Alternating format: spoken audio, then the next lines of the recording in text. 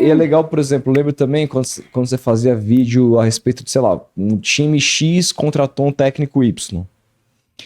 Às vezes, assim, dependendo do técnico, porque se for os caras muito grandes, todo mundo sabe o que o cara fez na carreira, os clubes pelos quais passou, se lembra, sei lá, você puxar a capivara do Cuca, é fácil, né, nos últimos tempos, assim, acho que desde o Botafogo, assim, você vai lembrar tudo que o Cuca fez e tal, basta você acompanhar futebol de alto nível há bastante tempo. Agora tem uns caras que, por exemplo, tem uns currículos mais lá do B, assim, que o cara de repente passou pelo interior de São Paulo, aí o cara foi pro Nordeste, aí o cara voltou. E aí eu via você falando assim, tipo, parecia que não era, sei lá, tipo, como que eu faria, sei lá, iria olhar a carreira do cara, ver por onde ele passou, dar uma olhada por cima para utilizar isso como um complemento pro meu comentário, que ia acabar tendo um viés mais focado nas últimas coisas interessantes que o cara fez.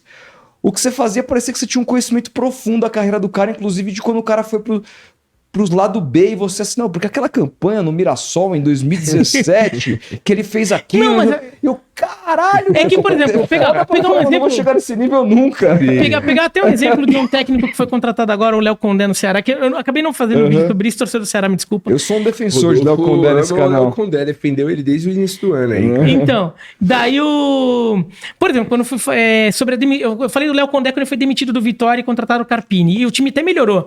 Mas eu me lembro que o meu comentário na época foi, o time, eu falei, eu não duvido que o Vitória melhore, mas não sei se vai melhorar por causa da troca. Acho que como técnico os dois são meio semelhantes, até jeito de jogar, tudo.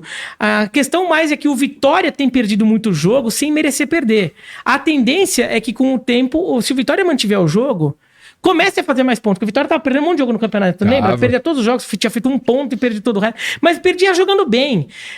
Então, assim, uma hora, se você continuar jogando daquele jeito, você vai conseguir o resultado. Sim. Você não vai ficar a vida inteira jogando bem e perdendo, né? Então, eu falei, se o Carpini souber melhorar alguma coisinha ali, mas mantiver o Vitória do jeito que tá, a tendência é que o time comece a pontuar. E, bom, até tem pontuado. Então, eu falei do Léo Condé, né? Eu gosto muito de São Bento, né? Meu pai torce pro São Bento, então eu peguei isso de gostar do São Bento, acompanho muito São Bento. O Léo Condé trabalhou no São Bento, não foi bem lá, mas trabalhou. E como quando ele quase sobe com o Sampaio Correia, eu fiz um vídeo explicando como jogava o Sampaio Correia do Léo Condé. Quando o Léo Condé sobe porque ficou atrás dos grandes. Quando o Léo Condé assume Vitória e o Vitória começa a brigar pra subir na Série B do Brasileiro, eu fiz um vídeo do Vitória. Então, e daí se eu for pensar, eu fiz comentário específico sobre ele, eu estudei o time dele 2, 3 vezes já, 2, 3, 4 vezes, em times diferentes, em anos diferentes, entendeu? Então, você já fica um pouco com isso marcado. Então isso ajuda também. Quando você tá fazendo sempre, quando você tem que fazer lá no futuro, você já recorre muito ao que você já fez. Você considera ele um técnico dessa nova geração, podemos dizer assim, muito promissor mesmo? E você acha que ele tá pronto para um time de Série A? Porque ele foi pro Ceará agora, tá uma bagunça lá, o time tá bem bagunçado. Pelo jogo contra o Santos deu para ver que assim... acabou de chegar, ele vai ter muito trabalho. Você acha que ele era o que tinha pra ele tinha que pegar mesmo, ou se ele esperasse, poderia pintar alguma coisa em mais nível de Série A? Acho que o problema do Léo Condé é um problema que o Carpini tinha, até o São Paulo contratar ele. É um técnico que tinha muito carimbo técnico de time de interior, que o Condé trabalhou muito no interior de São Paulo, né? Sim. O Carpini também. E depois ele vai pro Nordeste e não é nem pro Bahia, né? Ele ficou no São Paulo Correia, assim, né? Então ele fica com aquele carimbo de técnico de clube do Nordeste e técnico de clube do interior, fica aquele carimbo na testa. E é um preconceito, e eu acho que é um preconceito como ridículo. Tinha com o Givanildo, lembra? O Givanildo também. Então, Rei do acesso. Então, o trabalho dele fica muito estigmatizado por isso. Ele é visto como um técnico desse tipo de clube, até que ele consiga alguma coisa. Se, por exemplo, ele tivesse chegado com Vitória na Série A, ele levou o Vitória pra Série A. E foi campeão baiano. Foi campeão baiano do Rogério. E depois estivesse fazendo uma boa campanha com Vitória na Série A, de repente o nome dele começava a pintar como cogitado em clubes aqui do Sudeste. O Roger Machado tá fazendo no Juventude, por exemplo. Isso.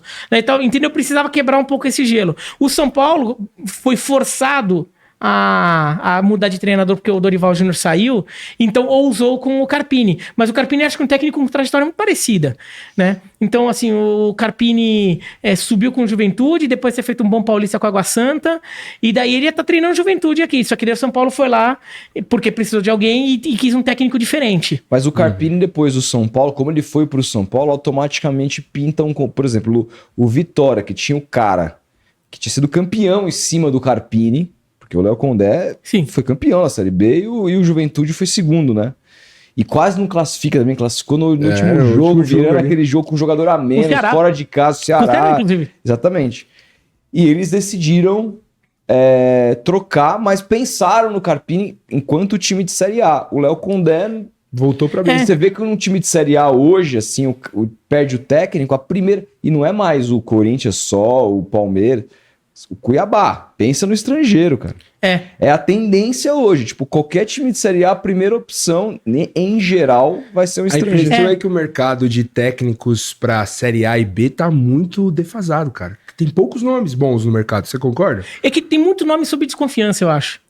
Tem muito nome que todo mundo desconfia. Ou acha que não tá pronto, tipo acha que não é bom o suficiente... sei lá, o Diniz, por exemplo, até ele realmente começar a ganhar o Fluminense, muita gente achava que ele era um técnico que não tá pronto, um técnico que não faz o time ganhar. A confiança ainda depois do título é enorme ainda. Eu jamais contrataria o Diniz. Então, por exemplo, mas... Acho que tem, entre técnicos brasileiros, estou falando, né? Muito técnico que ainda está sempre sob desconfiança. O Roger Machado é um cara que tem muita desconfiança, com esse boa campanha no Juventude. Não sei o quanto vai mudar um pouco a visão sobre o trabalho dele, se ele fica até o final do campeonato, tudo, mas... É um técnico que fez bom trabalho, mas fez ruim. Então você sempre fica, muitas vezes, lembrando o trabalho ruim, tudo.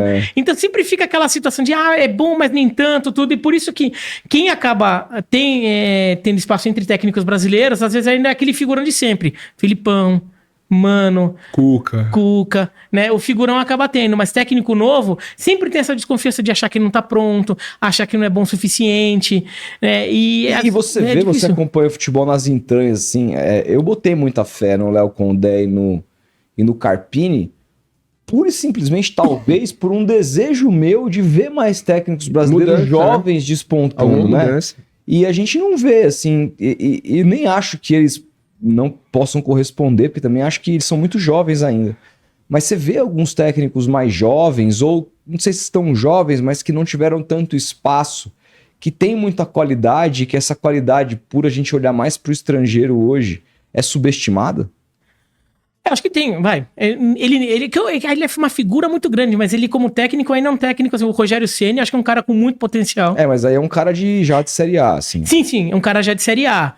Né? Na Série B, então, o Carpini e o Léo Condé eram dois exemplos. Acho que o Carpini, indo do Juventude para o São Paulo, foi um passo muito grande, talvez ele não tivesse tão preparado. De fato, o trabalho de São Paulo dele não foi bom. Não foi. Eu acho que não apaga ele como técnico, não é só porque não foi bom que... Claro. Água Santa, Juventude, então, mas assim, acho que foi um passo muito grande, talvez ele não tivesse nem preparado psicologicamente para assumir uma responsabilidade daquela, tudo é diferente, né? Talvez tivesse que dar um outro passo antes, tipo, uma temporada de Série A num Juventude, que era o time que ele tava, né? Ele teve convite do Santos para começar a temporada antes do Caribe. Sim. Ele quase acertou. Ele se recusou porque não quis trabalhar com o presunto lá. Parece que tinha. Ele não gostou que o Léo ia fazer parte da comissão, lá da comissão não, né? Do staff, como faz. Achou que ia ter um movimento ali para tirar ele e tal. Enfim, ele queria montar o próprio núcleo ali, queria ter um pouco mais de autonomia, mas no fim ele acabou recusando.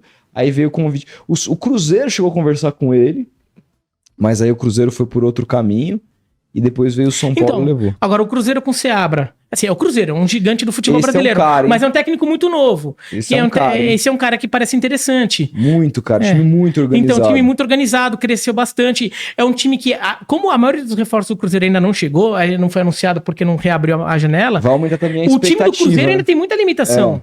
E tá jogando muito acima da expectativa pelo time que o Cruzeiro tem. E se quando chegarem ao Cássio, todos os jogadores que o Cruzeiro tem contratado, chegarem bem, o Cruzeiro pode dar um salto, o trabalho dele é bom. O Paiva no Vasco, assim, que tá como interino, mas acho que você vê que ele teve um olhar ali. O Vasco, cara. Teve um olhar de agir. São Paulo, logo na sequência. Teve um olhar de dar uma ajeitada, de conseguir identificar alguns jogadores jovens ali que podia dar uma chance que o Vasco estava precisando. Agora, a gente fala muito de promessa de treinador, porque de fato é pouco sentido uma oportunidade efetiva de mostrar o seu trabalho como um todo, né? Na sua plenitude, digamos. Sim. Porque é sempre assim, né? Sempre um pouco aqui, bombeiro. Bombeiro. Curtiu esse corte? Gosta do nosso trabalho? Então considere se virar membro para ajudar o Futeboteco a crescer cada vez mais. Sua ajuda é muito importante. Clica aqui embaixo.